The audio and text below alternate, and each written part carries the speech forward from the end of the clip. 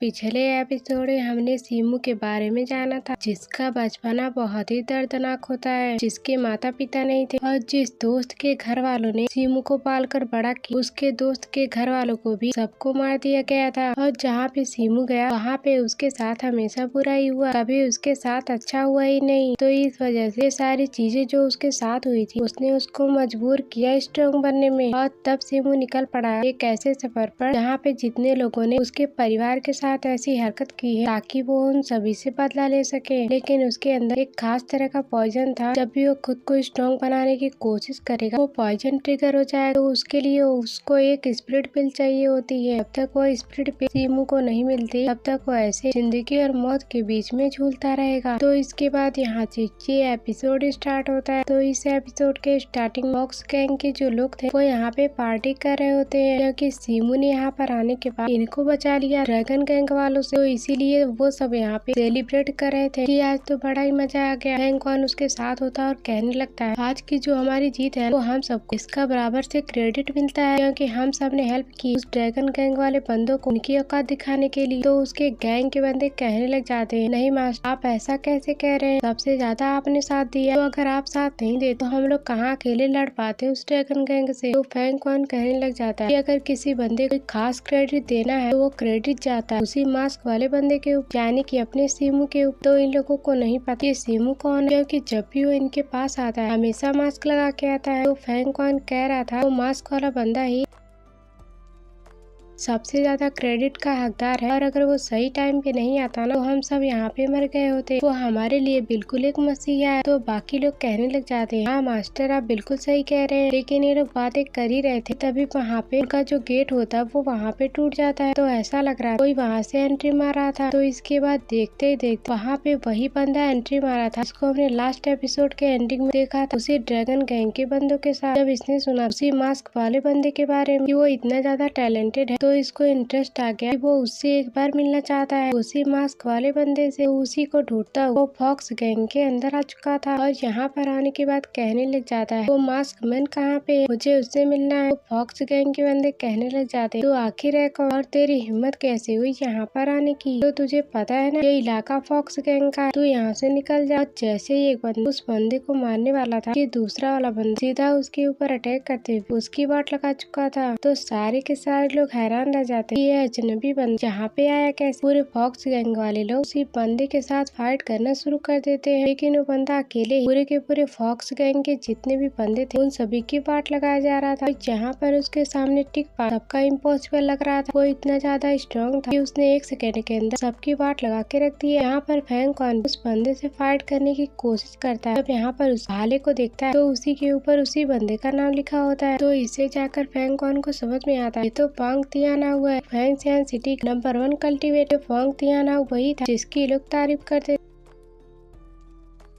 जब ये लोग सुनते थे सीमू के बारे में सीमू इतना ज्यादा स्ट्रॉन्ग बनता है तो लोग पांग तियानाव का नाम लेते थे। तो उसके सामने सीमू नहीं टिक सकता। तो आज फाइनली हमने यहाँ पर पांग तियानाव की शक्ल देखी ली। तो हैंकॉन हैरान रह जाता है कि आखिरकार पांग तियानाव यहाँ पे क्यों आया, तो इसको कब से हमसे दुश्मनी हो गई। तो 1 मिनट के अंदर तियानाव ने पूरे के पूरे फॉक्स गैंग के बंदों की हालत खराब करके रख दी थी। हैंकॉन उसे फाइट करने की कोशिश कर लेकिन हैंकॉन उसका मुकाबला नहीं कर पाता। तो तियानाव मार मार कर उसकी हालत खराब कर चुका था, और एक अटैक को उसको इंजर्ड करते हुए ये कहने लगता है कि मुझे इज्जत से बता कि मास्क मैन कहाँ पर, क्योंकि मैं उससे मिलने के लिए आया हूँ। तो अगर तू यहाँ पर उसको नहीं बुला तो अगले कुछ ही मिनट के अंदर इस फॉक्स गैंग को दुनिया से मिटा कर रख दूंगा। और हैंकॉन को पता कि अगर मास्क मैन यहाँ पर आए तो तियाना उसकी भी जान ले ले, जो किए नहीं चाहता। तो इसीलिए वो बताने से इनकार कर देता है और कहता है मैं नहीं बताऊंगा कि मास्क मैन कहाँ पर। लेकिन एक फॉक्स गैंग का साथी था जो इस तरह से अपने मास्टर की हालत देखकर तो वो कहने लग जाता है तियाना तुम फिक्र मत कर, बुला कर लाता हूँ मास्क मैन, लेकिन शर्त होगी कि तुम्हें मेरे मास्टर को छोड़ना पड़ेगा। तो हैंकॉन अपने साथी से कहने लगता है क्यों बेवकूफी कर रहे, क्यों बुला रहे उस मास्क मैन, तो उसकी जान खतरे में मत डालो। तो मैं नहीं चाहता कि हमारी वजह से उस बेचारे को कुछ हो जाए। लेकिन वो फॉक्स गैंग का बंदा ये बात नहीं सुनता। वो तुरंत ही अपने पास से तालिस्मान निकालते हुए अपने पैड को चमगादड़ में बदलता है, और वो चमगादड़ चला जा चुका था कि वो यहाँ पर सीमू को ला सके। तो अब हम सीमू को देखते वो अपना कमरे के अंदर बैठ कर जितनी भी उसने पैसों से हब्स खरीदे है और उसके पास पुराने रिसोर्सेस कल्टीवेशन करने के वो उन सभी को इकट्ठा कर लेता और देख रहा होता है कि मैं इसकी मदद से तो मेरी रिफाइनिंग टेक्निक उसको कल्टीवेट करने के बारे में सोच रहा हूँ, तो क्या मैं उसको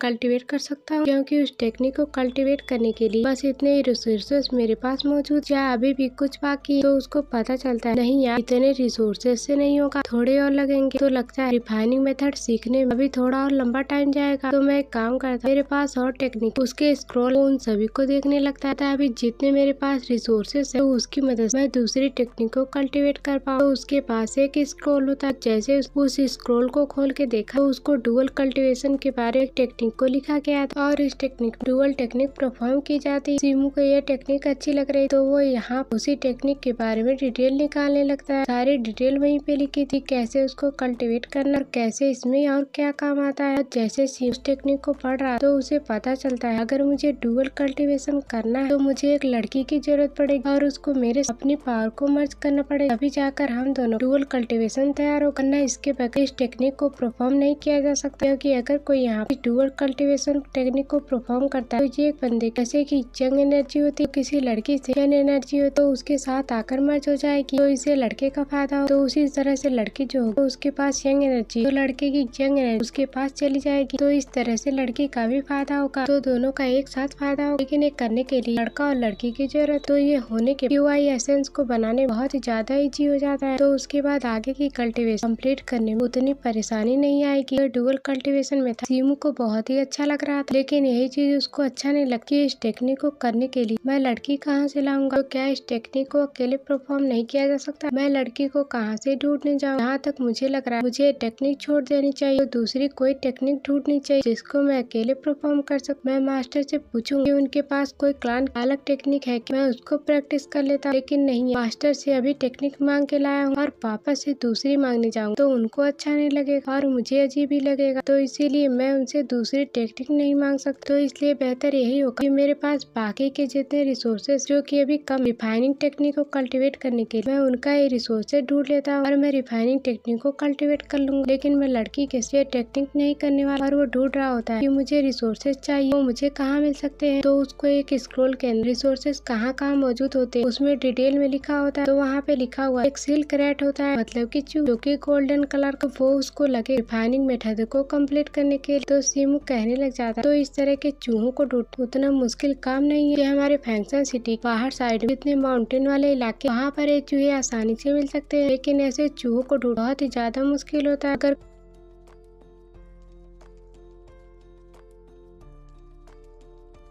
चूहों को ढूंढ ले तो ऐसी दुनिया में कितने भी खतरनाक से खतरनाक से क्यों ना हो, वो उनको ढूंढ निकालता, चाहे वो इंसान की आंखों से दिखाई या फिर दिखाई ना दे पाए। तो इसलिए सीमू को वहाँ पे चूहों को ढूंढना पड़ेगा और उसके लिए भाव से ढूंढेगा स्क्रॉल के अंदर चूहे को कैसे पकड़ा जाए, इसका भी तरीका लिखा हुआ। सीमू खुश तो हो रहा, लेकिन एक चीज के लिए उसको टेंशन। जोनर वो कह रहा होता है इन फैमिली के जोनर किस तरह से रह रही हो, मुझे उसकी टेंशन हो रही। वो यहाँ पे जोनर के बारे में सोच ही रहा कि तभी वहाँ पर चमगादड़ आ जाता है और वो अपने आप एक मैसेज में कन्वर्ट कर देता जो वो आदमी लिख कर भेजना चाह रहा था। जैसे सीमू यहाँ पर उस मैसेज को पढ़ता है वो समझ चुका कि फॉक्स गैंग के अंदर क्या हुआ, इस वजह से वो घबरा चुका। और दूसरी तरफ याना जो वो फैंकॉन को सामने बैठा कर इंतजार करा मास्क मैन के आने, क्योंकि उसको पता है मैसेज जा चुका मास्क मैन के पास, वो किसी टाइम यहाँ पे आता ही होगा। लेकिन बहुत देर तक इंतजार करने के वो कहता है देखो तुम्हारा टाइम खत्म हो, अभी तक वो आया और अगर वो नहीं आया तो मैं तुम सबको मार डालने वाला, मैं इतने देर तक बैठ यहाँ पे इंतजार नहीं कर सकता। तो वो लोग कहने लग जाते प्लीज मास्टर दिया ना कुछ और टाइम दे दीजिए। तो मुझे यकीन है वो मास्क मैन आता ही होगा, वो हमारा बुलाया न्योता जब हम भेजते हैं तो वो कभी भी इनकार नहीं कर। तो तियाना कहने लग जाता क्या तुम लोगों को बेवकूफ दिख रहा, मैं कैसे मान लूं तुम लोगों ने यहाँ पे सच उस मास्क मैन को यहाँ पे मैसेज भेजा, हो सकता है किसी और को मैसेज भेज दिया हो,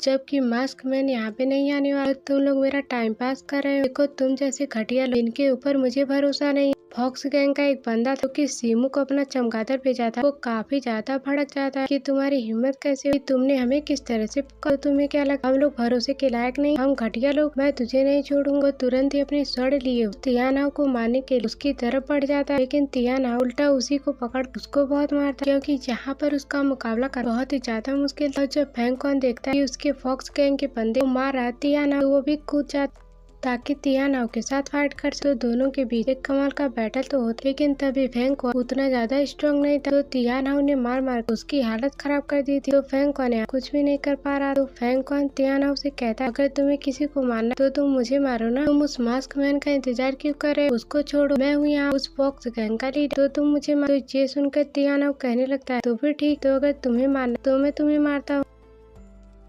फिर वो अपना भाला लिए चला जा चुका उसी फेंगक्वान की जान लेने के लिए। लेकिन जैसे वो उसकी जान लेने वाला कि तभी वहाँ पे बीच में आ जाती सीमू अपनी शैडो टेक्निक का यूज करते और एक खसीर के पंच क्या मारते तियानाओ दूर जाकर के जाता। तो सीमू यहाँ पे कहने लगता है, फॉक्स गैंग के साथियों मुझे माफ कर दे, मुझे आने में थोड़ा सा देर हो, मुझे और जल्दी आ जाना चाहिए। तो तियानाओ कहने लगता है, अच्छा तो तुम मास्क, इसके चर्चे बहुत ही ज्यादा चलते, पहली बार तुम्हें देख, बहुत ही अच्छा लगा तुमसे मिल। तो फॉक्स गैंग के जितने भी बंदे वो यहाँ पर सीमू को बताने लगते, ब्रदर यही है तियानाओ, ये वांग फैमिली से आता है, ये बहुत ही घटिया आदमी, इसके फैमिली वाले बहुत ही ज्यादा स्ट्रॉन्ग है, तो इसकी वजह से ये बहुत ही ज्यादा उछलता है। जो तुम उसका भाला देख रहे हो उसे कहते ब्लीचिंग स्पेयर आर्ट, जो कि इतना ज्यादा स्ट्रॉन्ग टेक्निक, तो इसके मुकाबले कोई अच्छी से अच्छी स्वॉर्ड नहीं है। हमने बहुत कुछ सुन के रखा, इसलिए हमें इसकी बहुत सारी चीजें पता है, तो इसलिए तुम थोड़ा संभल के रहना। तो सीमू कहने लगता है, तियानाओ तुम्हारी रेपुटेशन इतनी बड़ी, तुम इतनी अच्छी फैमिली से आते, तुम इतने ज्यादा स्ट्रॉन्ग कल्टिवेटर, तो तुम्हारा आखिर यहाँ पर आके इस छोटे से फॉक्स गैंग को मार, तुम्हारा क्या मतलब? तुम यहाँ पर आ गए इनको परेशान करने के लिए। तो तियानाओ कहने लगता है, देखो मैं यहाँ फॉक्स गैंग के लिए नहीं आया, मैं यहाँ पे आया हूँ तुम्हारे लिए, क्योंकि मेरा काम ही जिसकी मैं तारीफ सुनता हूँ वो बंदा बहुत ही ज्यादा स्ट्रॉन्ग है और मेरे जितना आस पास आ रहा है, तो मैं उसको जिंदा नहीं देखना चाहता, तो मैं उसको चैलेंज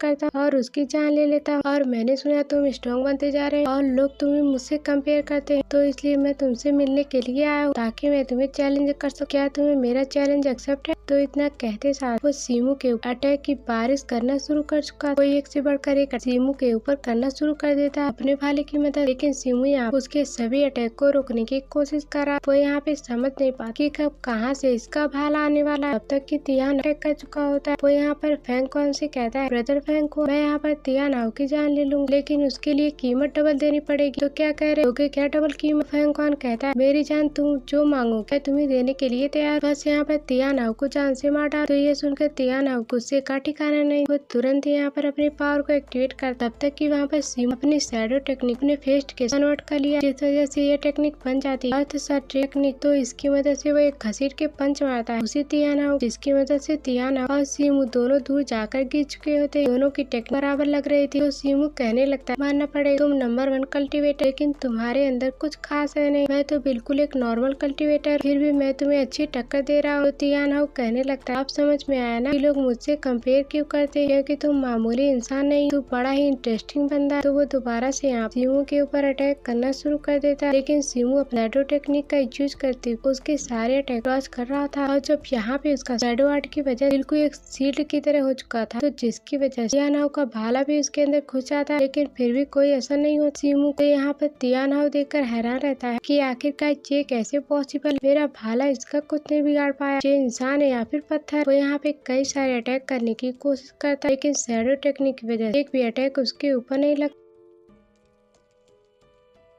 उसको बर्दाश्त नहीं हो रहा कि आखिरकार यहाँ पर मेरा अटैक काम क्यों नहीं कर रहा। तो उसको बेइज्जती महसूस हो रही, तो इसलिए वो पागलों की तरह सीमू के ऊपर अटैक कर, लेकिन सीमू वहाँ पे बिंदास खड़ा। तो सीमू कहने लगता है, जब एक कल्टिवेटेबल मेथड को फॉलो कर इंटरनल मार्शल और एक्सटर्नल मार्शल आर्ट, तो उसका जैसे कि मैं स्ट्रॉन्ग पत्थर जैसा वो वैसा ही हो जाता है। मैंने दोनों मार्शल आर्ट को सीखा है, तो इसलिए तू कितना भी वेपन क्यों न चला, उसका मेरे ऊपर कोई असर नहीं हो। तो जिसका नमूना तू देख पा रहा है वो उसको उकसाने लग जाता है और कुछ खास टेक्निक तो उसका यूज करना, एक ही पंच तेरे ऊपर भारी पड़ेगा, क्योंकि मेरे पास ज्यादा टाइम नहीं और तू मेरा टाइम बर्बाद कर रहा है। तो ये सुनकर वो जो तियानाओ था वो बहुत ज्यादा भड़क चुका, वो दोबारा से बहुत ही खतरनाक टेक्निक का यूज करता है और उसकी मदद से ऐसा अटैक देकर मार चुका था सीमू को, लेकिन सीमू यहाँ पर उसके अटैक रोक लेता है और उसने सीधा उसके भाले को पकड़ा और उसको उठा के फेंक उसी तियानाओ के ऊपर। फिर तियानाओ दूर जाके गिरता है, तो फिर तियानाओ के यकीन नहीं होता, ऐसा नहीं हो सकता, तो आखिरकार इतना ज्यादा स्ट्रॉन्ग कैसे है जिसका मुकाबला मैं नहीं कर पाया। ऐसे जो मेरा नंबर 1 कल्टिवेटर का खिताब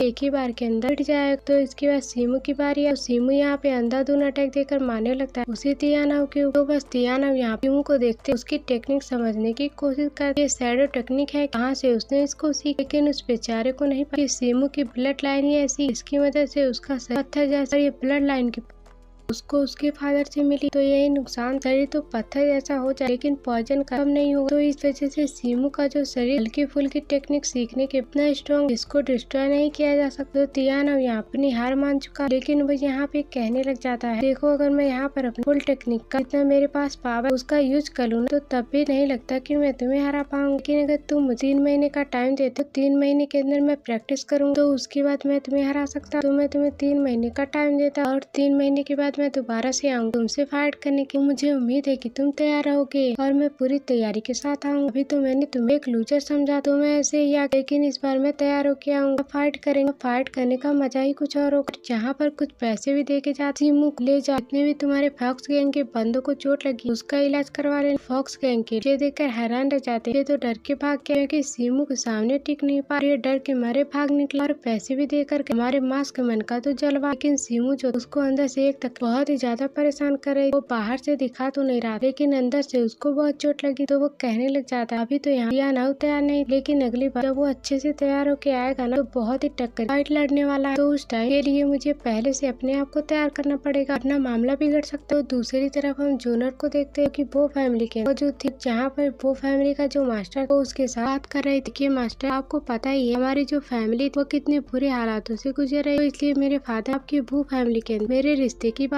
और आप लोग इसके लिए मान गए। लेकिन मुझे भी पता है हमारा और आपका कोई कंपैरिजन नहीं, आप लोग कहाँ इतने रिपीटेटिव फैमिली वाले और हमारे पास कुछ भी नहीं। और अगर आप भी आप जो हमारी एंगेजमेंट हो चुकी है वो फैमिली के अंदर उसको आप तोड़ सकते हैं, और अगर तोड़ना हो तो आप इसके बारे में बताइए। मैं एंगेजमेंट तोड़ने के लिए तैयार, क्योंकि मैं आप लोगों को डिजर्व नहीं करती। तो मास्टर कहने लगता है तुम बहुत ही ज्यादा सोचते, ऐसी कोई बात नहीं, ऐसे भी तुम हमारी फैमिली की होने वाली बहू हो और तुम एक बहुत ही अच्छी लड़की, तुम जैसी लड़का है किसी भी फैमिली से कहीं से क्यों ना वो बहुत ही रिस्पेक्टेड लड़की हो, और तुम्हारी जैसी लड़की अगर हमारी वो फैमिली में आ जाएगी तो हमारे फैमिली की शान और भी ज्यादा बढ़ेगी। बस बात अभी यही, शादी की जो डेट वो अभी तक कंफर्म नहीं, हम जल्दी इसको कंफर्म करवा दे। लेकिन अंदर इस मास्टर की शक्ल देख के लग रहा ये कुछ न कुछ गड़बड़ करने वाला है, कुछ तो है जो इसके अंदर प्लान चल रहा है जो कि ये बाहर नहीं निकाल रहा। तो वो कहने लग जाता है तुम्हें फिक्र करने की जरूरत, तुमने हमारे फैमिली होने वाली तो जो भी तुम्हारे हमसे हो सके हम वो तुम्हें करके देंगे, तो तुम्हें बेफिक्र जो चाहिए वो हमसे मांग सकती, शर्माने की जरूरत नहीं। तो फिर जूनर कहते मास्टर आपका बहुत बहुत शुक्र, मैं आपको बिल्कुल भी परेशान नहीं करूँगा, आपने जो मेरे लिए किया वो अभी तक बहुत। तो जूनर के जाने वहाँ पे मास्टर का बेटा जिसका नाम था बू, तो इसी की शादी होने वाली जूनर के।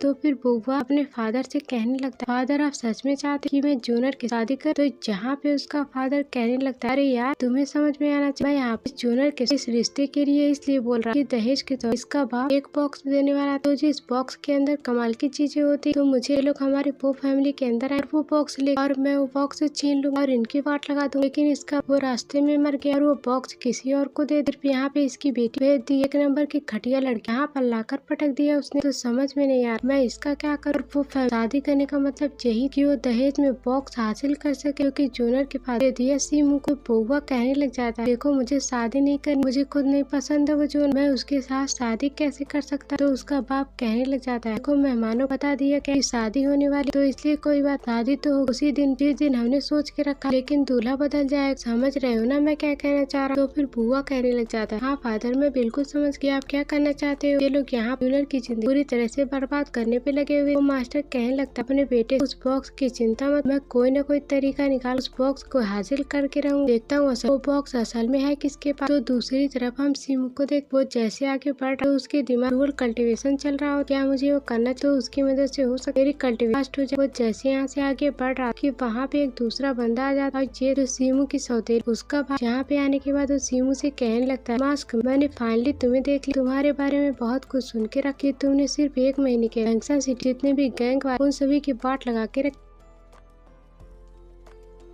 और तुम यहाँ पे फॉक्स गैंग का साथ दे रहे, इसकी वजह से फॉक्स गैंग का नाम रोशन होता जा रहा है। तुम्हें पता है यहाँ पे तुम जाओ ना तुमसे लोग डरने लग गए, मास्क मैन आकर वो उसकी बाट लगा दे। तो बंदा कहने लग जाता है दुनिया तो मास्क मैन कहती, लेकिन मुझे पता कि आखिरकार तुम हो, तो क्या तुम अपने मुंह बोले मामा को ट्रीट नहीं करो। तो सीमू ये देखकर हैरान रह चुका कि इनको कैसे पता चला कि मैं कौन। वो कहता है आपको गलत फहमी, आप जो सोच रहे हो मैं वो नहीं हूँ। तो मास्टर कहने लग जाता है देखो सीमू, मुझे बेवकूफ मत बनाना, मैं समझ सकता हूँ कौन हमारे जिन पूरे फैंक्शन सिटी चप्पे चप्पे की अच्छे से नजर रखती है कौन यहाँ पे क्या कर रहा है और क्या नहीं। और तब यहाँ पे सीमू अपना मास्क निकालता है और कहने लग जाता है मास्टर मुझे माफ कर, मैंने आपके गलत व्यवहार की। तो मास्टर कहने लग माफी मांगने की कोई जरूरत, उन्हें अपने आप ही स्ट्रॉन्ग बना ली कुछ ही टाइम के अंदर, जिससे मैं इम्प्रेस। तो सीमू कहने लग मैं यहाँ पर फॉक्स गैंग का इसलिए देते हैं कि वो मुझे पैसे देते जिससे मैं अपने कल्टीवेशन रिसोर्सेज लेता और अपनी पावर को बढ़ा पा रहा और मेरा ऐसा सिटी के ऊपर राज करने कोई मकसद नहीं। तो एल्डर कहने लगता देखो फिक्र करने की जरूरत नहीं, मुझे पता तुम मास्क मैन को ढूंढ रहे वही जिससे तुम्हारे साथ इतना बुरा तुम्हारे दोस्त की फैमिली मारा है। हम यहाँ पर तुम्हारी हेल्प कर सकते हैं फैमिली में इसमें साथ। तो मास्क मैन को ढूंढना इतना मुश्किल नहीं हो, लेकिन